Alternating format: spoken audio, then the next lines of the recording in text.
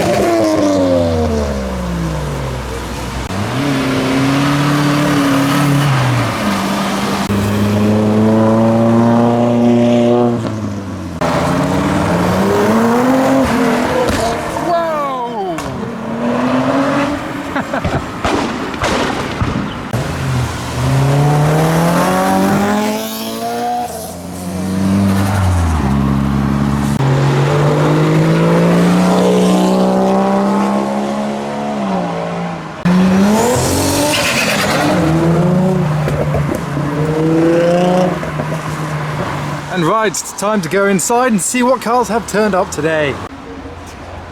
And now it's time to follow tradition and go to the exits and capture cars leaving, because that's what you really enjoy, isn't it?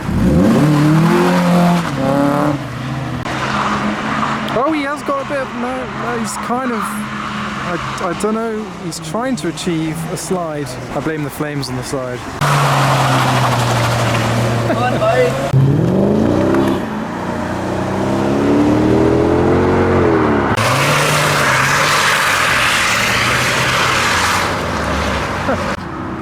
Lovely.